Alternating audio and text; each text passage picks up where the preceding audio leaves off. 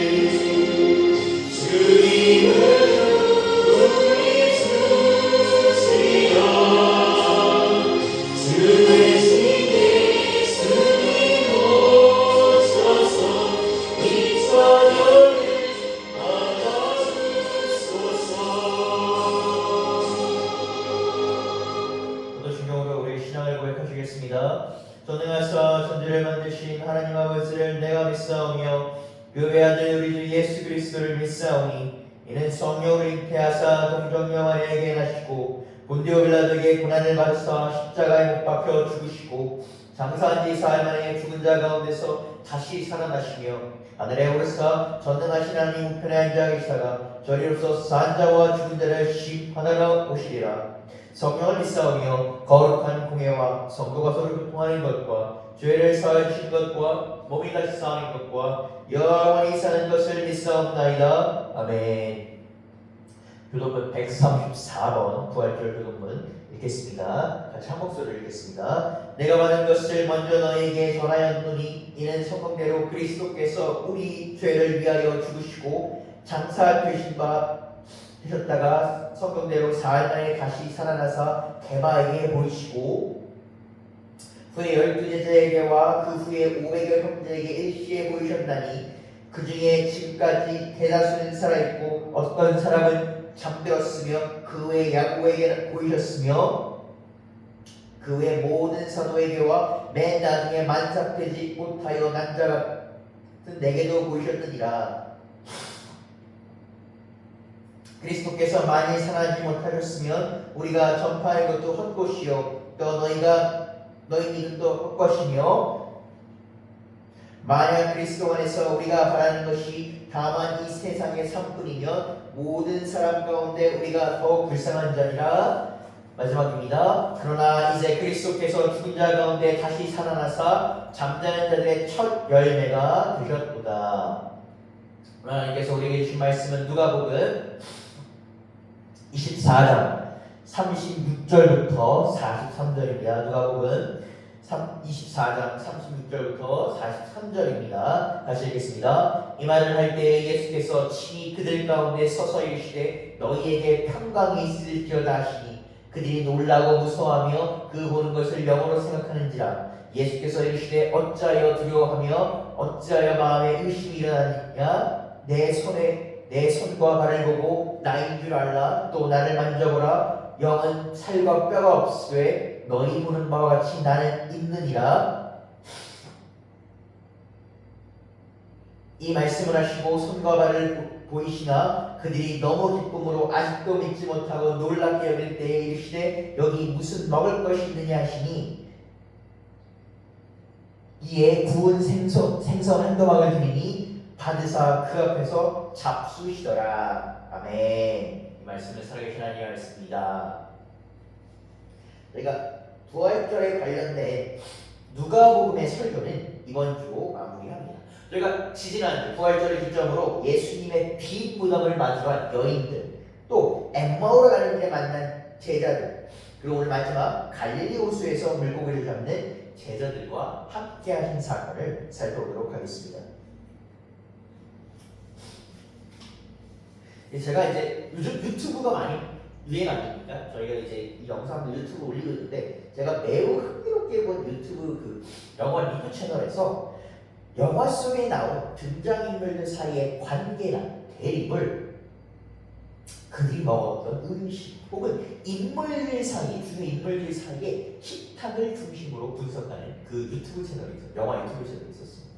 그 사람은 뭐라고 얘기하냐면, 사람과 사람의 대화, 관계를 뭘 통해 나타난다? 음식을 통해, 식탁을 통해 나타난다. 그렇기 때문에 우리가 식문화가 또 발전된 것이다 라고 합니다. 왜? 사람들이 그만큼 그곳에서 많은 시간을 보내고 많은 이야기를 합니다.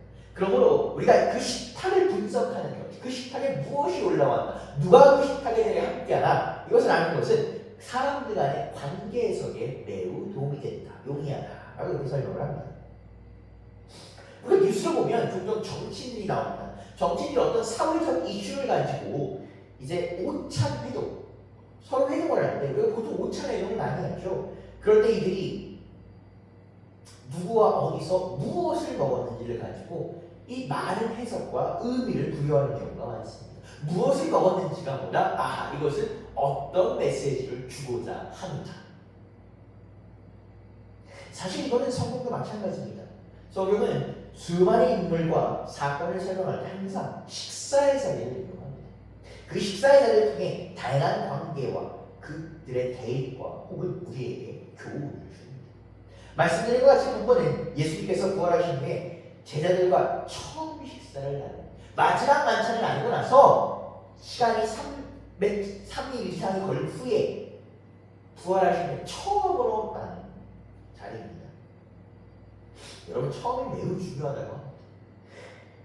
아까 말씀드린 기자들이 누가 누구와 무엇을 먹는지를 기사에서 매우 섬세히 분석해서 이 동향을 파악하듯이, 오늘 우리는 이 주어진 본문 속에서 예수님의 식탁에서 누가 무엇을 예수님과 함께 먹고 마시며 그것을 살필 때에 여러분 가운데 큰 은혜가 임하시기를 주님의 이름으로 축복합니다. 지난 시간 우리는 엠마오로 도망가는 두 제자의 모습을 보았습니다. 그리고 그 제자들과 함께 하시며 그들과 그 길 가운데, 여정 가운데 그들과 함께 돌아가시기 전날처럼 떡을 깨시며 그들의 눈을 깨우신 예수님을 보았습니다. 이 예수님을 만났으니 그 사람들이 어떻게 합니까? 엠마오로 가는 것이 아니라 다시 예루살렘에 올라가서 예수님의 제자들 중에 제자 12사도에게를 합니다. 12사도에 가서 뭐라고 합니까? 예수께서 부활하셨다. 그리고 우리가 보았고 그와 함께 떡과 포도주를 떼었다 라고 얘기합니다. 근데 사람들이 예수님을, 부활하신 예수님을 들었고 혹은 보았다고 증언하는 가운데 제자들은, 이 12제자들은 아직도 예수님의 부활을 믿을 수가 없었습니다. 분명히 십자가에 들어가서 처참하게 찢겨 들어가셨는데 어떻게 부활하셔? 그런 가운데 예수님께서는 약속하신 대로 제자들에게 모습을 보이십니다. 마가복음 16장 12절부터 13절 읽도록 하겠습니다. 그 후에 그들 중 두 사람이 걸어서 시골로 갈 때에 예수께서 다른 모양으로 그들에게 나타나시니 두 사람이 가서 남은 제자들에게 알렸으되 역시 믿지 아니하니라. 이 도망간 제자들의 두려운 감정과 당시 상황을 이해 못하는 것은 우리가 전혀 아닙니다. 그런데 여러분이 만약 예수님이라면 물론 그 제자들의 심정이 있긴 하겠지만 여러분 어떻게 느끼시겠습니까? 당연히 매우 분노하고 화가 납니다. 여태까지 이런 것들을 3년 동안 내가 제자랍시고 같이 다니면서 동고동락 했다니, 그 시간 동안 배신당한 느낌입니다. 믿음의 반석 시몬 베드로, 무슨 베드로입니까? 해변에 모래같은, 이러면서 여러분 분통이 터졌을 것입니다. 화가 났을 것입니다. 우리 인간적으로 얘기하면 정말 마주하면 때려주고 싶었을 것입니다. 그런데 이 본문 속 예수님께서는 제3자가 보기에 다소 합당해 보이는, 의아해 보이는 이 행동을 하십니다. 누가복음 24장 36절에서 40절을 읽겠습니다. 이 말을 할 때에 예수께서 친히 그들 가운데 서서 이르시되 너희에게 평강이 있을지어다. 그들이 놀라고 무서워하여 그 본 것을 영어로 생각하는지라. 예수께서 이르시되 어찌하여 두려워하며 어찌하여 마음에 의심이 일어나느냐. 내 손과 발을 보고 나인 줄 알라. 또 나를 만져보라. 영은 살과 뼈가 없으되 너희 보는 날 같이 나는 있느니라. 이 말씀을 하시고 손과 발을 보이시나. 제자들은 어땠습니까? 예수님께서 십자가에 못 박혔을 때 도망갔어요. 그 자리가 없었습니다. 그 자리에 있는 제자들이 거의 없었습니다. 베드로는 어떻게 했습니까? 수제자라면서 예수님을 오늘날 3번 부인했습니다. 그리고 3일 후에 예수님께서 부활하신다는 것을 몇 번, 3번 이상 들었음에도 불구하고 믿지 않았고, 심지어 부활하신다는 소식을 내가 들었다, 내가 보았다 라고 해도 뭐가 믿지 않았습니다. 그런 제자들을 보고 얼굴 딱 보고 쌍욕을 해주시는 것이 뭐라고 하십니까? 평강이 있을지어다. 제자들이 어땠을까요? 깜짝 놀라면서 이게 뭐야 했을 겁니다. 이게 뭐야? 거기서 뭐라고 나옵니까? 영을 볼 것이다. 사람을 육적 존재를 본 것이 아니라 우리가 영을 볼 것이다. 우리가 뭐 옛날 말에 뭐라고 하면 귀신이라도 본 것처럼 깜짝 놀라다고 하죠. 육신으로 예수님이 살아나신다라고 제자들이 믿는 것이 아니라, 야, 영인가 보다. 내가 좀 헛걸보나 보다. 꿈이나 생시자 귀신을 보는 거라고요. 그들을 보면서 예수님께서는 그 눈앞에서 이렇게 얘기하십니다. 평강이 있을지. 이스라엘 백성들은 오래전부터 하나님께서 그들에게 메시아를 보내실 것을 들었습니다. 그분은 그리고 어떻게 됩니까? 예언처럼 육신을 입어 오셨습니다. 구약의 선지자들 통해 예수님을 통해 하나님께서 예언하신 내용은 이스라엘 백성들은 내용을 수도 없이 들은 그 이스라엘 백성들, 제자들은 정작 눈앞에서 보고 되었을 때, 눈앞에서 귀로 듣게 되었을 때 경험하나 믿지 못한 거죠. 정확히 말하면 예수님은 평안이 있을지어다 라고 하실 때, 앞서 마가복음을 기억해 본다면 그들이 믿음이 연약하여 좌절한 사건, 그들이 도망가고 있을 부인하고 놀란 것을 뭐라 하신 것이 아니라 뭐라 하십니까? 예수님께서 부활하신다. 하나님께서 너희에게 메시아를 보낼 거다 라고 약속하심을 믿지 않음을 예수님께서 지적하십니다. 그럼에도 불구하고 믿지 못하는 제자들에게 이 못자국이 남아있는 당신의 찢겨있는 그 손과 발을 보이시며 영이 아니라 내가 육으로 너희 앞에 서 있다고 말씀하십니다. 이 사건은 부활 소식을 전해드린 제자 혹시 도마의 말과 연관이 있습니다. 요한복음 20장 24절부터 27절 읽겠습니다. 12제자 중 하나로 디두모라 불리는 도마는 예수께서 오셨을 때 함께 있지 아니하는지라. 다른 제자들이 그에게 이르되 우리가 주를 보았노라 하니 도마가 이르되 내가 그의 손에 못자국을 보며 내 손자국을 그 못자국에 넣으며 내 손을 옆구리에 넣어보지 않고는 믿지 아니하겠노라 하니 여드레를 지나서 제자들이 다시 진에 있을 때에 도마도 함께 있고 문들이 닫혔는데 예수께서 오사 가운데 서서 이르시되 너희에게 평강이 있을지어다 하고 도마에게 이르시되 내 손을 이리 내밀어 내 손을 보고 내 손을 내밀어 내 옆구리에 넣어보라. 그리하여 믿음 없는 자가 되지 말고 믿는 자가 되라.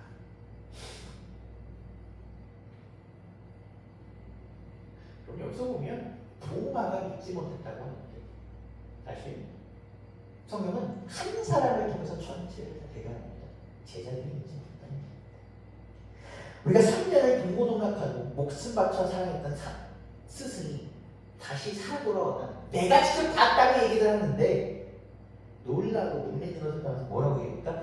내가 그 십자가 때문에 생긴 내가 차마 나는 두려워서 도망갔던 그 십자가 현장에서 생긴 그 못자국에 내 손을 넣기까지는 그게 뿌리에 내 손을 집어넣기까지는 내가 믿지 않는다라는 도마의 말을 보면 도마가 무슨 인성 파탄자, 사이코패스처럼 보입니다. 일상에서 우리 가족이나 친한 일이 나지 못합니까? 걱정을 합니다. 언제 한번 저희 어머니가 저를 위해서 음식을 만들어주셨는데 그 음식을 만드시다가 손이 베어졌어요. 그래서 손이 왜 피가 나서 뭐 전전동감이야 막 난리가 나서 밤늦게 야 이 병원에 데려가 응급실에 가야 되나? 보통 그 정도까지는 아니었거든요. 응급실 가서까지는 아니었는데 예 난리가 나는 사람들. 도망은 뭐라고 합니까? 1도 없어요. 당당히 뭐라고 합니까? 못자국에 내 손을 넣기죠. 이거 한국식으로 얘기하면 뭐예요? 눈에 흙이 들어가기 전까지는 내가 믿지 않겠다. 이 장면이 얼마나 인상이 깊었어요. 사람들이 깊은 인상을 줬으면 2000년이 지난 지금까지 유럽에는 이게 무언가를 쉽게 믿지 못하는 사람, 의심하는 사람을 뭐라면 에이, doubting Thomas, doubt, 의심하는 토마스. 이라고 보게 되면 예수님 이 부활을 도마뿐만 아니라 다른 자들이 얼마나 믿지 못했는지 알 수 있는 그리고 도마의 사람이 아니라 다 이렇게 생각하는 겁니다. 내가 보면 손을 집어 무슨 귀신이 지나가는 소리가 내가 봅니다. 그런데 이제 예수들은 뭡니까? 눈앞에서 예수의 부활을 목전합니다. 어머니 멍멍해서 야 이게 뭐야 일식이야 영이야 뭔가 분간이 안 되는 제자들에게 예수님은 다시 이들을 불러 깨우십니다. 어떻게 하십니까? 그들 믿지 못하는 자들에게 손과 발을 내미십니다. 자신의 그 못자국이나 십자가 못자국 그 뚫린 손과 발을 내미셔서 제자들에게 그들 내가 육으로 부활하였다 라는 것을 얘기하십니다. 이렇게 그들 깨우신 예수님께서는 느닷없이 이전 사람과는 맞지 않아 보이는 뜬금없는 한 가지 요청을 하십니다. 누가복음 24장 41절부터 43절 읽겠습니다. 그들이 너무 기쁨으로 아직도 믿지 못하고 놀랍게 여길 때에 이르시되 여기 무슨 먹을 것이 있느냐 하시니 이에 구운 생선 한 토막을 드리니 받으사 그 앞에서 잡수시더라. 예수님께서 제자들에게 얘기하십니다. 먹을 것이 있느냐라고 얘기하시고 생선을 잡수십니다. 다른 복음서에는 이렇게 나옵니다. 요한복음 21장 12절에 13절 읽겠습니다. 예수께서 이르시되 초반을 먹으라 하시니 제자들이 예수님인 줄 알고 고로 당신이 누구냐 감히 묻는 자가 없더라. 예수께서 가셔서 떡을 가져다가 그들에게 주시고 생선도 그와 같이 하시니라. 보게 되면 누가복음은 예수님께서 생선 한 토막을 드신 건데 요한복음 좀더 풀이돼서 뭐라 제자들을 불러다가 앉히세요. 그리고 뭐다 조반을 먹자. 아침 식사를 하자. 같이 나와 먹고 마시자. 이전에 뭐 했던 것처럼 이전에 최후의 만찬 때 너희와 마지막을 먹고 마셨던 것처럼 다시 살아난 지금 너희와 함께 먹고 마시자 라고 얘기하십니다. 이 긴장감이 흐르는 부분입니다. 예수님께서 다시 살아나셨어요. 예수님을 배신하고 도망갔던 사람들과 제자들과 예수님 마주하셔서 믿지 않는 자들에게 손과 발을 보이셨는데 그 긴장감이 있는 상황을 뜬금없이 뭐라고? 식사를 하십니다. 이 부분은 아까 말씀드린 것처럼 공통적으로 증언하는 매우 중요한 부분입니다. 요한복음은 앞서 누가복음의 부분을 조금 더 풀어줍니다. 단순히 예수님께서 밥을 드신 것이 아니라 제자들과 함께 드셨다.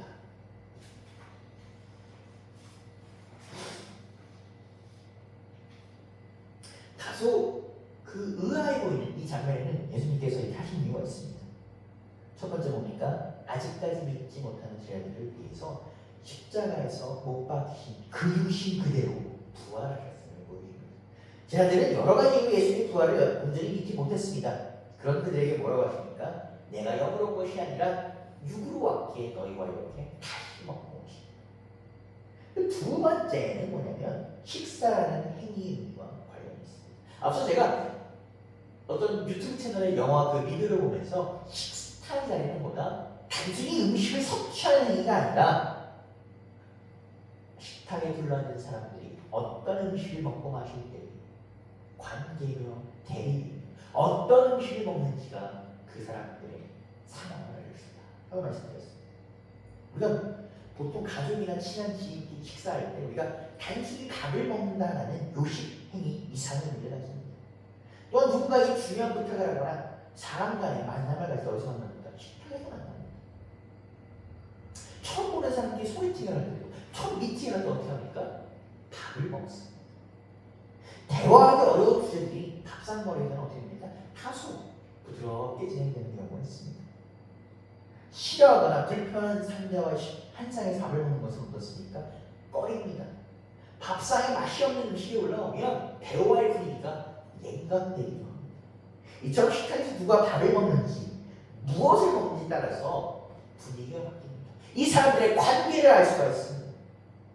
한 상에서 둘러앉아 밥을 먹는다, 먹고 마신다는 행위는 단순히 먹는다는 것이 아니라 밥상에 앉아 함께하는 그 구성원들의 소속감 혹은 유대감을 고취시키고 그들의 관계를 보여주며 말로는 바꿀 수 없는 어떤 무언가를 바꾸기도 하고 만들기도 하고. 그러면 예수님의 식탁에 누가 있었습니까? 그리고 그들은 무엇을 먹었습니까? 예수님의 식탁에 참여한 이들은 예수님과 11명의 제자, 그러니까 이 자살한 유다를 제외한 12제자들입니다. 그들의 당시 어떤 상황입니까? 스승을 버리고 도망갔습니다.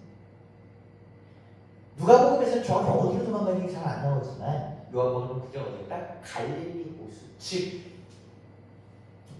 예루살렘에서 그 며칠 동안 원래 그 살던 갈릴리로 시골 동네로 도망갔다. 왜? 잡히면 죽을까. 지난 시간 저희가 그 고난주와 설명을 말씀드렸습니다. 예루살렘은 누구였었다? 빌라도의 지배권이 있었고 갈릴리는 헤롯에 있었기 때문에 지금 예루살렘에서 촬영되기 때문에 그나마 그들이 볼 때 좀 더 나아 보이는 갈릴리로 그들을 도망간 것입니다. 그리고 그들은 그 스승이 되살아난다는 소식을 믿지 않았습니다. 그리고 보다 내가 직접 확인하겠다 라고 얘기합니다. 살기 위해서 비겁하게 분해했습니다. 살기 위해서 예루살렘을 떠나 갈릴리로 돌아갔습니다. 두 눈으로 목격해도 두 귀로 아무리 사람들이 얘기해도 듣지 않았습니다.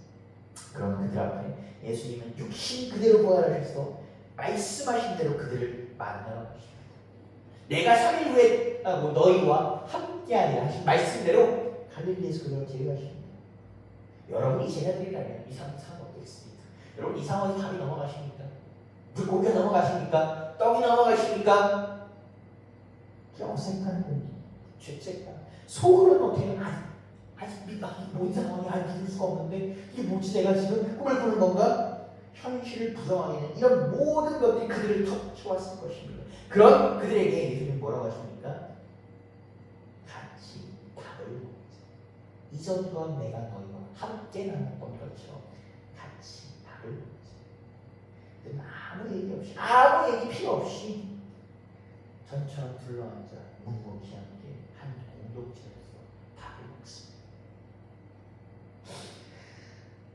제가 올해 이제 만으로 29입니다. 만으로 아직 30이 안 됐습니다. 만으로 30이 안 됐는데 나름 많은 밥을 다른 사람들과 혹은 또 다른 나라에서 다른 배경을 가진 사람들과 먹었습니다. 그 중에서 가장 먹기 어려운 밥이 뭐냐라고 물어본다면 뭐 여러 가지 밥이 있겠지만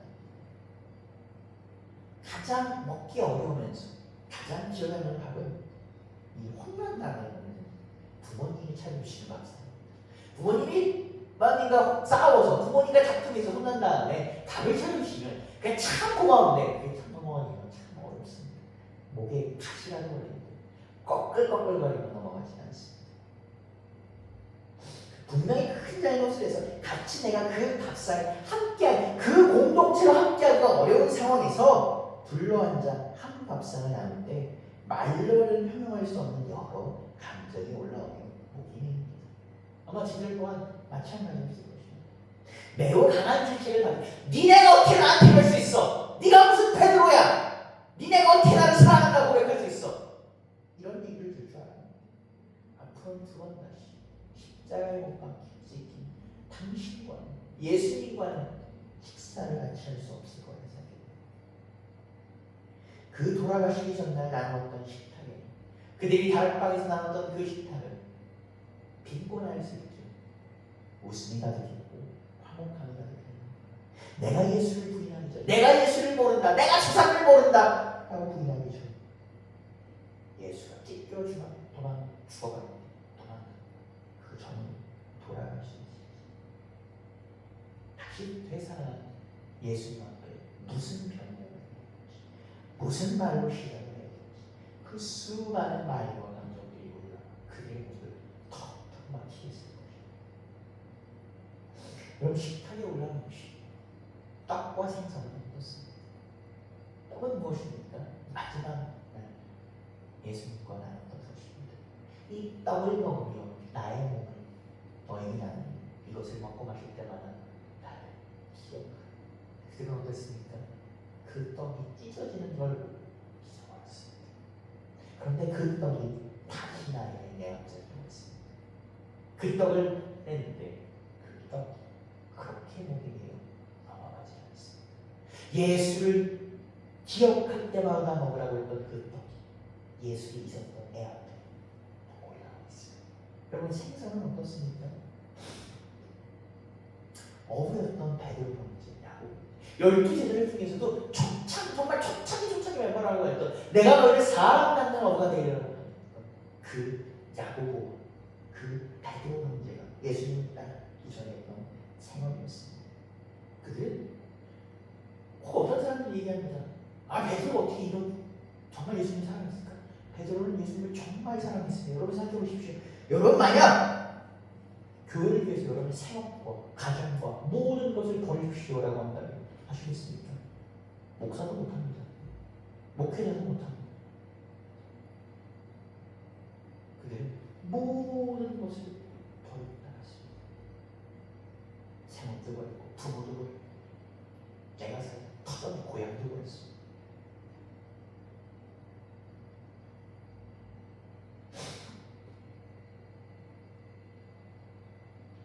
공생의 사역 중에 갈릴리 호수가 있습니다. 몇몇 제자가 어부였던 것을 고려한다면 예수님과 제자들은 3년 동안 이리저리 이동하면서 생선을 잡아먹고 있을 것입니다. 예수님의 공생의 사역이라니까 거창해 보이지만 사실 예수님 그 3년 동안 노숙을 하셨습니다. 길거리죠. 누가 주는 음식 있으면 먹고 혹은 뭐다 생선을 잡아먹고 이런 생활을 할 수 있지라도 거리에서 생선을 잡아먹을지라도 그들이 생선을 잡아먹었던 그 식사의 자리에는 사람과 기쁨이 가득했을 것입니다. 그런데 지금 그들은 생선을 다시 먹습니다. 그때 먹었던 생선, 그때 그들이 보잘것없이 정말 거짓대처럼 길거리에서 잡아먹었던 그 생선은 뭐야? 지금의 생선, 그들에게 많은 것을 떠올리게 하는 그들을 바라보게 합니다. 그 먹었던 생선만 지금의 생선만 다른 것입니다. 그런 상황 속에서 예수님은 아무나 없이 어쩌면 여러 말보다 큰 의미가 있는 식사를 하는 것입니다. 나 혼자 드시는 것이 아니라 나와 같이 나누지 나의 공동체가 이전과 함께 이 식사를 통해 말씀하시는 말은 무엇입니까?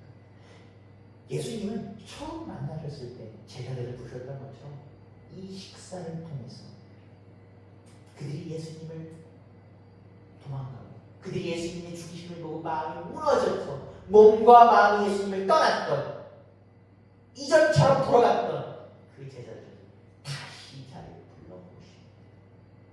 다시 불러보십니다. 여러분도 마찬가지입니다. 우리 교회 오죠. 그런데 교회 오는데 떠납니다. 어떤 때는 몸만 오고 마음이 옵니다. 교회에서 어떤 분란이 생기면 내 마음이 속상 무슨 얘기합니까? 교회 안 가요. 은혜 안 돼.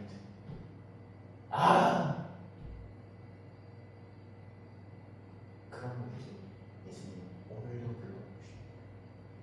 아들아, 나와 함께 한 공동체로 먹고 마시자. 이걸 보게 되면 우리가 흔히 예전적 고교라고 합니다. 이 고교에서 선반찬을 볼 때 우리는 이게 선반찬 키트거든요. 저는 사실 그것이 개인적으로 죄송합니다. 참 좀 아쉽습니다. 이걸 왜 들고 계냐면 한 포도주 잔에서 서로 먹고 마십니다. 포도주를 먹는데 그 한 잔에서 돌려 마십니다. 물론 우리 요즘 교회가 커졌기 때문에 그것을 하기가 어렵습니다. 그런데 그것을 저도 체험을 해봅니다. 왜 이렇게 할까? 아니 무슨 시대가 얼마나 좋아졌는데 긴 생각일 수도 있는데 그걸 한 포도주 잔에서 마십니다. 근데 여러분 한 빵과 한 포도주를 나누는 모습 어디서 나왔습니까? 예수님께서 제자들에게 빵을 떼주시고 분별하는 브레이크 하시는 나의 몸을 떼어주시는 그 모습을 찾을 수 있습니다. 한 빵과 한 포도주는 예수님의 몸과 피를 흘리는 그리고 이를 나누는 모든 주님 안에서 한 형제를 하나님을 아버지라고 부릅니다. 그렇기 때문에 우리가 우리 안에서 뭐라고 합니까? 주님 안에서 사랑입니다. 주님 안에서 여러분과 나는 한 형제자매입니다. 여러분 옆에 사람은 잘 아십니까? 옆에 사람과 그렇게 모든 걸 내어줄 수 있다고 친하십니까? 사랑하는 거 가지고 제일 싸움하는 곳이 교회 아닙니까? 인간의 삶은 이해 못할 곳이 교회 아닙니까? 그런데 우리는 사랑한다. 한 형제자매라고 고백합니다. 이것이 나의 사랑의 고백이 아니라 누구의 것입니까? 오늘도 우리를 위해 한 몸과 한 포도주를 나누신 예수님이 고백하는 것입니다. 마태복음 12장 46절에서 50절을 읽겠습니다. 예수께서 우리에게 말씀하실 때에 그의 어머니와 동생들이 예수께 말하려고 밖에 섰더니 한 사람이 예수께 여짜오되 보소서 당신의 어머니와 동생들이 당신께 말하려고 밖에 서 있나이다 하니 말하던 사람에게 대답하여 이르시되 누가 내 어머니요 내 형제들이냐 하시고 손을 내밀어 제자들을 가르쳐 이르시되 나의 어머니와 나의 동생들을 보라. 누구든지 하늘에 계신 내 아버지 뜻대로 하는 자가 내 형제요 자매요 어머니이라 하시더라. 아멘. 지금 뭐라고 하십니까? 하나님이 나와 한 포도주 한 빵 내 몸과 피를 나눈 나와 이 자리에 모여 함께 먹고 마시는 나와 함께 울고 나와 함께 웃고 나와 함께 고생하는 여러분 너희가 뭐다? 나와 한 형제자매다. 그렇게 우리 여러분 서로 뭐라고 하십니까? 주님 안에서 한 형제는 여러분 사랑입니다. 저희들은 예수님의 죽으심을 경험하면서 이 현실에 좌절하면서 예수님을 잊었습니다. 이들만을 비난할 수는 없습니다. 여러분 생각해 보십시오. 너무나 사랑했던 존재가 이렇게 됩니다. 그들은 예수님과 나눴던 식탁을 잃었습니다. 그들이 부름받은 소명을 잃었습니다. 그런 그들을 찾아와서 예수님은 아무 말도 없으시고 이전과 같이 그들과 식사를 나누십니다. 그리고 그 어떤 이유보다 내가 너희를 이해한다. 괜찮다. 그럴 수 있다. 다시 일어서라. 먹고 마시자 라는 말을 그들에게 일으키십니다. 예수님께서 제자들을 찾아오셔서 사실 그들의 음식을 나누셨습니다. 그런데 요한복음을 보게 되면 실제로는 누구를 초대한 것입니까? 예수님께서 제자들을 초대하신 것입니다. 그의 음식을 나누셨습니다. 그의 피와 살을 나누셨습니다. 제자들이 예수님의 식탁에 초대받았다는 것을 우리가 모두 알 수 있습니다. 우리는 일상 가운데 많은 일을 겪습니다. 기쁜 일도 슬픈 일도 억울한 일도 겪고 이런 화난 일도 없습니다. 그 일상 가운데 기쁘거나 슬프거나 그 많은 식탁을 이용합니다. 마음이 슬프고 무거울 때 그 식탁은 어떻습니까? 텅 빈 것 같습니다. 아무리 맛있는 음식이 있어도 그 식탁이 비어 여러분, 예수님은 그럴 때 여러분 옆에 앉으십니다. 그럴 때 여러분 옆에 떡과 포도주와 생선을 나누십니다. 또 한 가지 자들 마음이 혼란하고 두려워하는 그들에게 나타나셔서 그들을 식탁의 자리에 초대하신 거죠.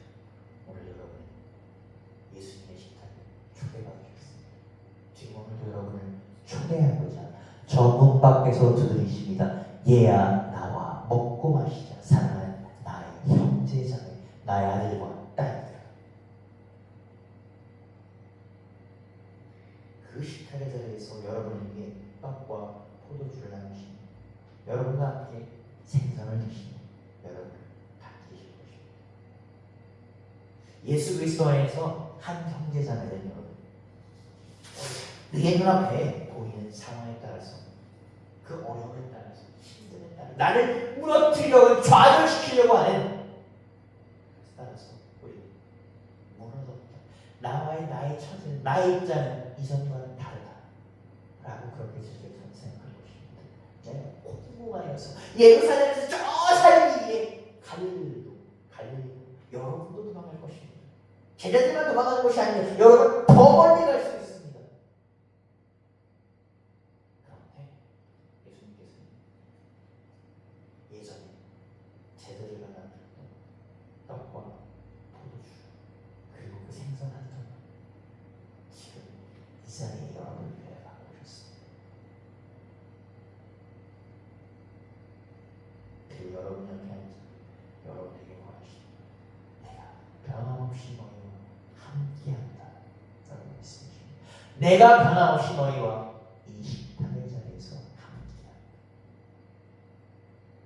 오늘도 이번 한 주 앞으로도 여러분이 주님 안에서 계신 그 기간 동안 예수님의 식탁에서 주님과 함께 기쁘던 슬프던 주님과 함께 계십시오. 떨어지지 않으시는 여러분 되시길 주님의 이름으로 축복합니다.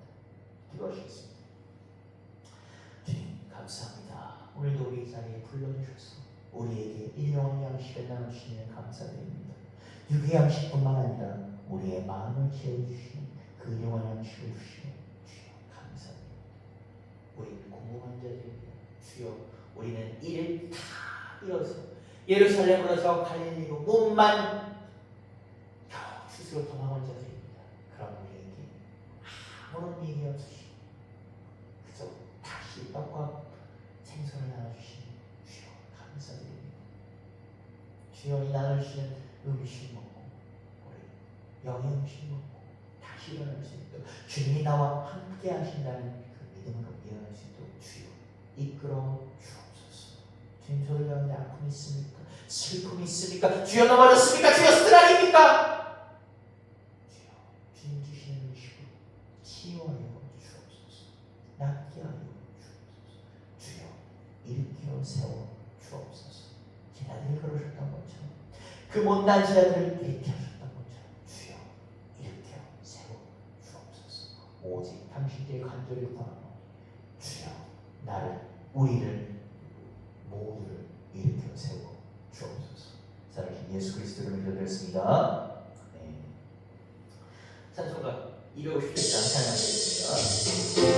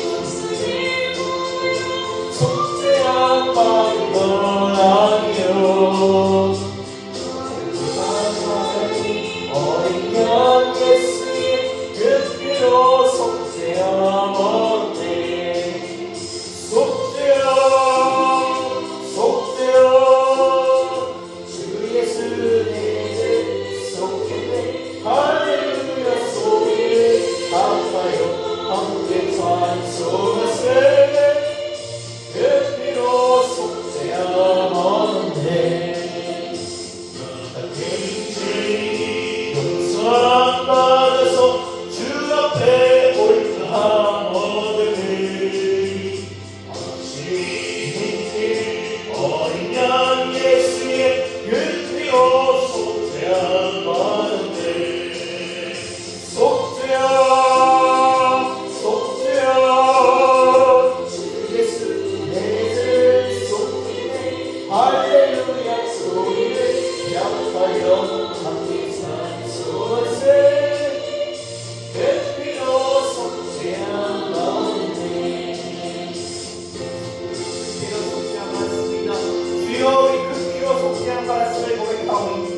함께하여 주옵소서. 주여 속소서. 천국에 올라가는 해로 넘치는 그의 찬송을 그의 푸른 어린 양 예수의 그 피로 속죄하네. 속죄야 주 예수 내 죄를 속기네. 할렐루야 소리를 합하여 감사의 소맛에 그 피로 속죄하네. 하나님께 드린 예물을 위해서 기도하겠습니다. 주여 감사합니다. 이 자리에 불러주시네. 주님 이 자리에 나와서 기도할 수 있게 하시네. 주님 이 자리에 나와서 찬양할 수 있게 하시네. 주님 다시 한번 힘없게 하시네. 감사드립니다. 주여 한 주 살아가는 동안 많은 일이 있었습니다. 많은 아픔과 슬픔과 또 기쁨이 있었습니다. 주여 다 주님께 드립니다. 주여 다 주님께 드리오니 주여 받아주옵소서. 오직 주님께서 받아주옵소서. 주님 불러주심에 감사드립니다. 우리에게 주님께서 받은 것이 주님께서 주신 것이 우리의 것이 아니라 주님께서 주심을 기억하게 주님 예물을 드립니다. 주님 이 예물 가운데 기도 제목을 적었습니다. 주여 받아주옵소서. 우리의 기도를 간구를 여주옵소서. 도저히 힘든 일을 우리가 힘으로 할 수 없는 일을 어떻게 해야 될지 모를 일을 주여 드려 주여 받아주옵소서.